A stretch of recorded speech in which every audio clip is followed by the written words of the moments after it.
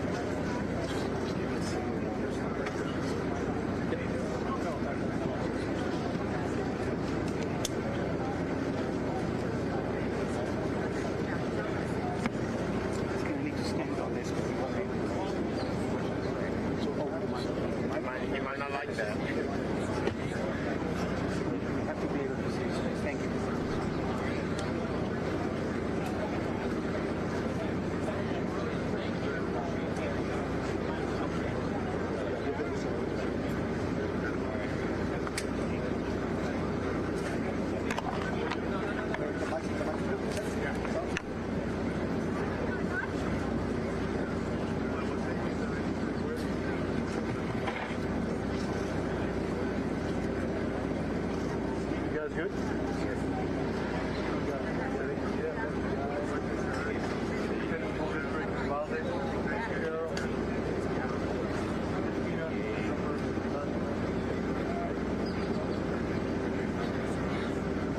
Good afternoon, everybody.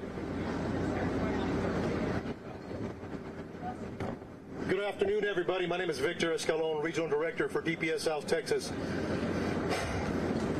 Thank you so much for being here today. My goal today on this press conference, is to give you a snapshot where we're at today.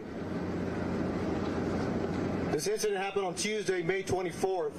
So there's a lot of information, a lot of moving parts. We have a lot of people involved in this investigation. I'm going to give you a summary of what happened. But before I do that, I was able to make it here during the event on May 24th. Same with a lot of other law enforcement officers that came to this event, this critical incident. I got to see the victims, I got to see the officers, I got to see the community members. It is so hard. It's hard to take. It's traumatic. We're all hurting inside. We're hurting inside for the community members in Uvalde, Texas. We're hurting inside with our local partners that have to live here and work here every day. The victims, the family members, we feel for them. I'm a father. I can't go home tonight and hug my kids. That hurts. The members behind me are family members. Their kids. It's tough.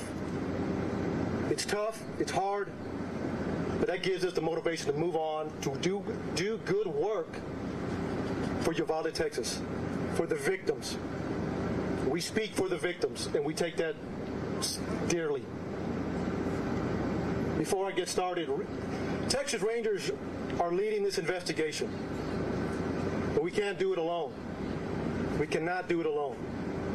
We have ATF, FBI, CBP, Border Patrol, Uvalde County District Attorney's Office. The list goes on and on and on. But the agencies I told you are the main ones that are assisting with this investigation. We want to know what happened, recreate the scene. That takes days, that takes hours, that takes time, a lot of information. Then we have to do a lot of interviews. So we just started. We started on Tuesday. Today's Thursday. We're still grabbing a lot of information. We also, what's important to us, it's why. Why did he do this? Why did he do this? Who is this man? The suspect. We're going to find out. With all the different agencies that are involved, we're working every angle that's available. And we won't stop until we get all the answers that we possibly can.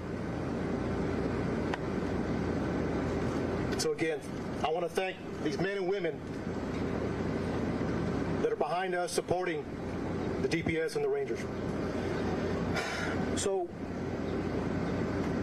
there's a lot of information I'm going to give you. There's some new information as of Tuesday that I wanted to clear up, that we want to clear up, that's been pushed out. We'll continue to have updates in the coming days once the information is obtained and we're able to confirm and corroborate that. We want to make sure we're pushing out the right information. Early on, when we came in, we were receiving a lot of information from a lot of different locations. That's a baseline. You start there.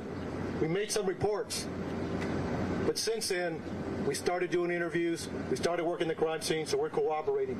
I want to share some of that. It's a small piece of information right now, but it'll grow within days. So please, thank you for being here and being patient with us. It means a lot. On Tuesday, May 24th at 11:28, suspect just west of here wrecks his vehicle, pickup truck that he took from his grandmother. He had just shot his grandmother in the face, She's alive. She's stable at this point. 11:28, he's sitting there at the bar ditch. He jumps out the passenger side of the truck. According to witnesses, he's got a long arm, rifle, and a bag. Later we find out it's ammunition. He walks around, he sees two witnesses at the funeral home across the street from where he wrecked. He engages and fires towards them. He continues walking. He continues walking towards the school. He climbs a fence. Now he's in the parking lot, shooting at the school multiple times. 11:40, he walks into the west side of Robb Elementary. According to reports, video we have obtained from outside, inside, and again, we're still combing through that, so bear with us. Multiple rounds, numerous rounds are discharged in the school. We're trying to get a number. We're in the process of analyzing that video. 4 minutes later, local police departments, Uvalde Police Department, the Independent School District Police Department are inside, making entry. They hear gunfire, they take rounds, they move back, get cover, and during that time, they approach where the suspect is at. According to the information I have, he went in at 11:40.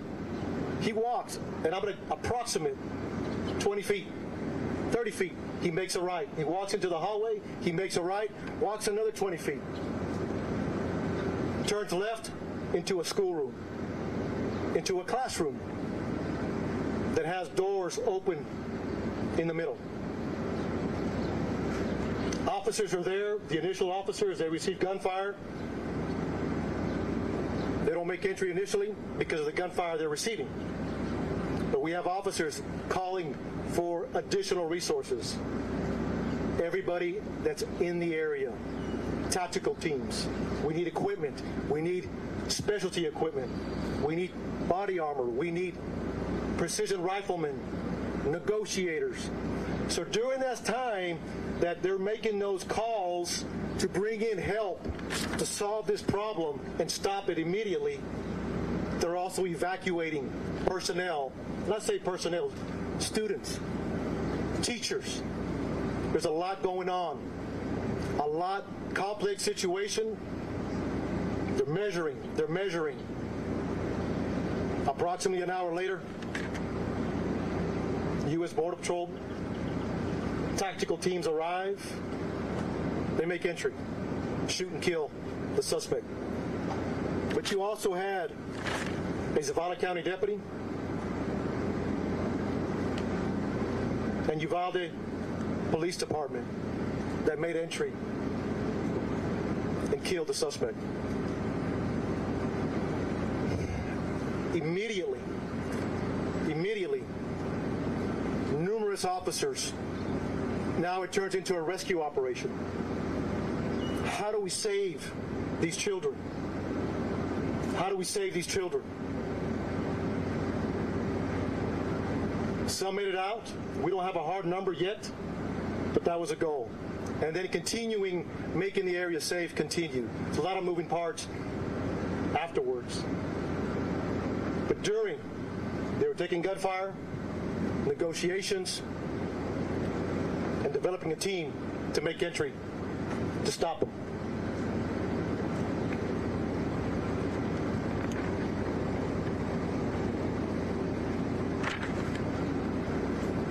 I'll take a few questions. And again, look, summary. One more thing I forgot to mention that I want to clear up that came out early on. It was reported that a school district police officer confronted the suspect that was making entry. Not accurate. He walked in unobstructed initially. So from the grandmother's house, to the bar ditch, to the school, into the school. He was not confronted by anybody. To clear the record on that. 4 minutes later, law enforcement are coming in to solve this problem. So, Director, how is he able Stand by. to access? So, just want to clear that up. That's very important. And again, this will happen as we move forward. So, thank you. I'll take a few questions. How is he able to get in if it was a school that's supposed to be locked during the school day? So right now, during the investigation, it appears it was unlocked. So we're going to look at that and try to corroborate that as best as we can. You know why? How many gunshots were there? You know why it was unlocked? I do not. Hey, please, one at a time, and we'll address as many questions as we can. So let me finish this question. One at a time. Announce your name and announce your network. Okay? Let's be respectful, please. My name is Josh Margot, and how do you know why it was unlocked? So, Josh, thank you for the question. So right now, it appears it was unlocked. Like I said, it goes back to the investigation. It takes time. We will find out as much as we can why it was unlocked, or maybe it was locked. But right now, it appears it was unlocked. So thank you. Yes, sir. Can you say at one point when he was inside there, among the things you were attempting negotiation, was he responding to negotiation? And in that period of time, was there continued gunfire? So during that time, right now, according to the information we have, the majority of the gunfire was in the beginning. In the beginning. I say numerous, more than 25. I mean, it was a lot of gunfire in the beginning.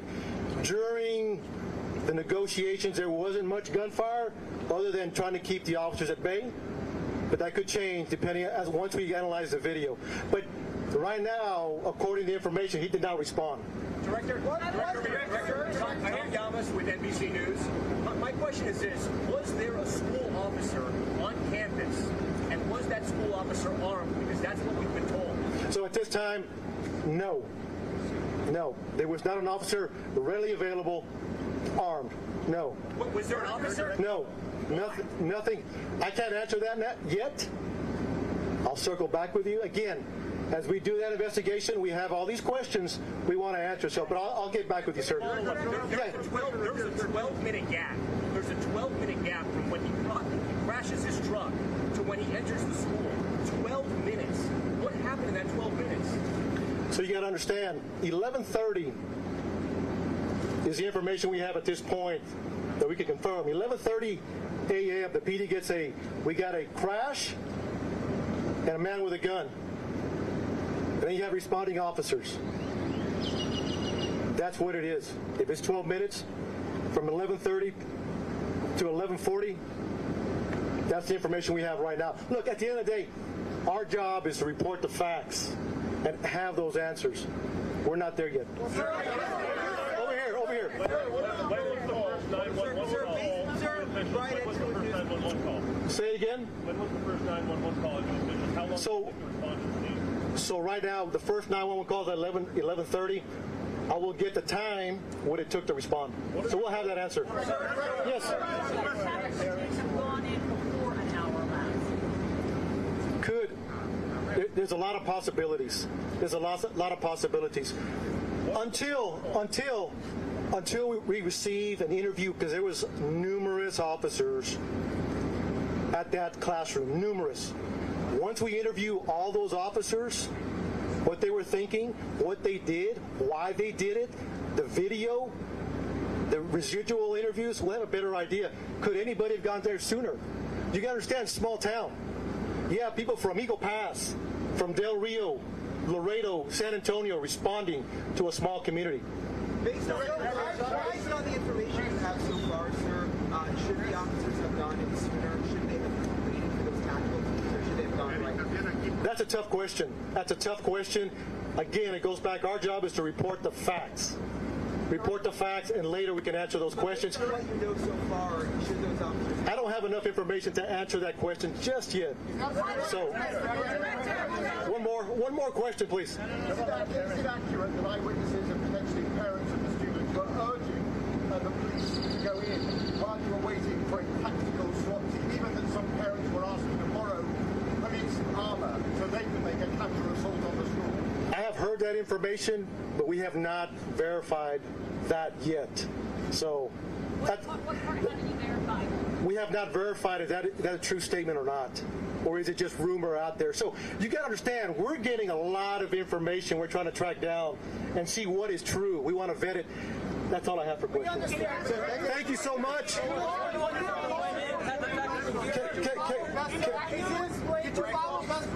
Hold on. Hey, hold on. Please, one question for Spanish network. So look, we appreciate the questions. What were the officers doing between 11:44 and 12:45? I got you. Questions? Yes, sir. Barricaded behind that. You guys have said that he was barricaded. Can you explain to us how he was barricaded and why you guys could not reach that door? So I am taking all your questions into consideration. We will be doing updates. We will be doing updates to answer those questions. Answer that question now, sir. I think there's a lot What is your name? Shimon Hogan has Shimon.